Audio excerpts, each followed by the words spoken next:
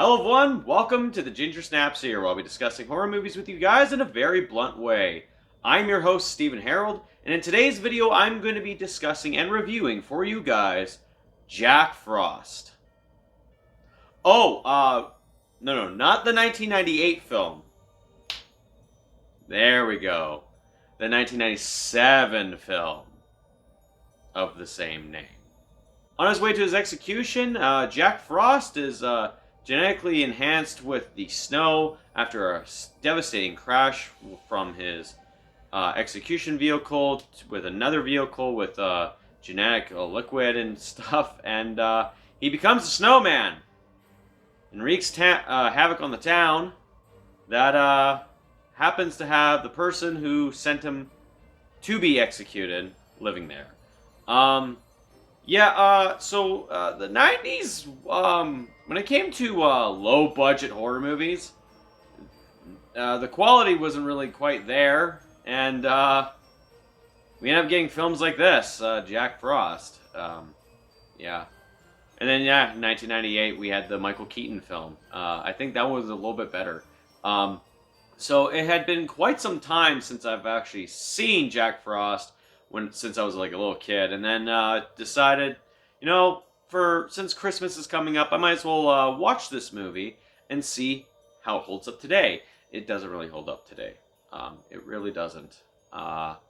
If you like bad movies, this is one of those really bad ones, because when you think of Christmas and horror, you think of Black Christmas.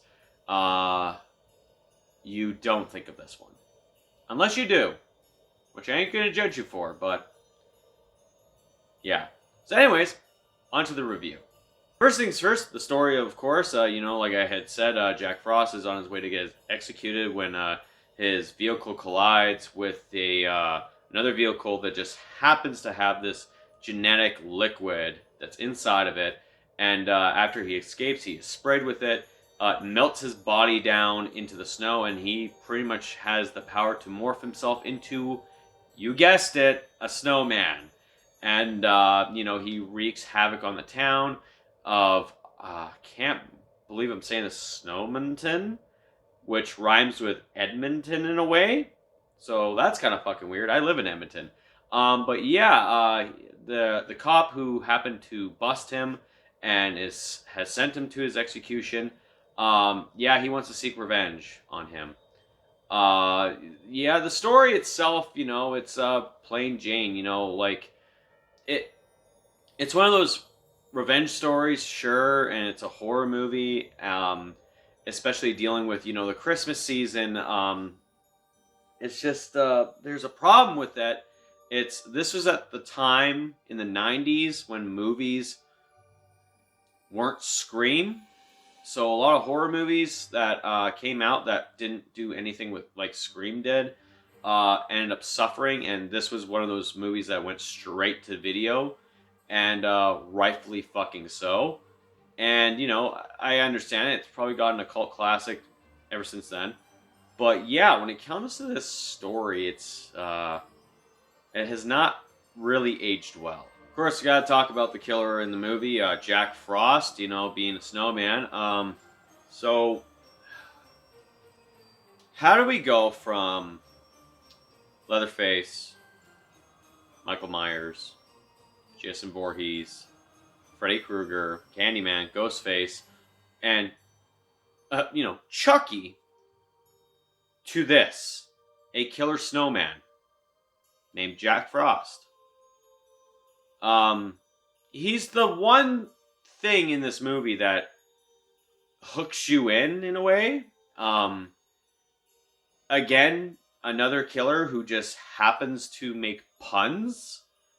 Like, Freddy Krueger at this rate must be getting fucking royalties from all these fucking killers that do this. But it's just the novel concept of a snowman that has the mind of a serial killer, or is a serial killer but morphs into a fucking snowman, is just one of the dumbest ideas, and it was made into a movie. This was at a time when, like, literally any fucking movie could be made just to make a quick buck, and I don't think this movie made a lot of fucking money, especially if it went straight to video.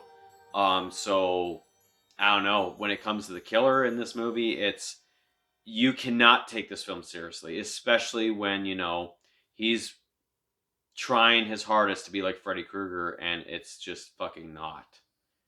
Yeah, the killer in this movie is very unforgivable and unforgettable, but not fucking memorable, to say the least. To stand on the pedestal of all the other serial killers in history. All the other characters in this movie are just bland, boring, uninteresting. There's the dynamic of the officer and Jack Frost, because he has this thing where he feels like his family is going to be in jeopardy and trouble. Jack Frost is going to come back to kill him. You kind of get with the father, the cop of the town. You get it. But other than that, when it comes to all the other characters in this movie, it's just fucking bland. Except for the chick who we all know, we all had a crush on in the 90s. She's a total babe in this fucking movie too.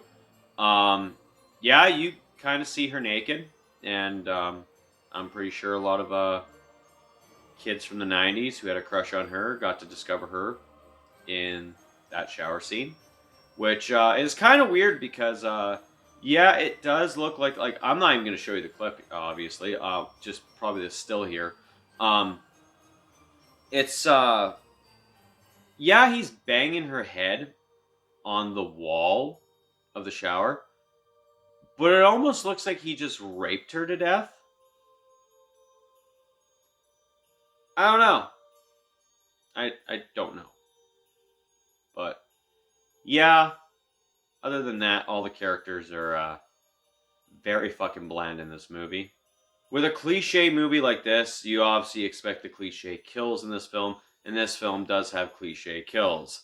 Anything that has anything to do with Christmassy or fucking ice or snow, whatever, what have you, they just go balls to the wall when it comes to the kills. That's the thing about this film, is that there's not really that much of good kills in this film. And it's hard to take this movie seriously when the killer in the film is a fucking snowman. Need I say more? When guns don't work, they decide to use hair dryers to kill him. And that works. And then, antifreeze kills him too. Weakens him. Practically kills him. Yeah, I know on this channel, I've watched a lot of good movies.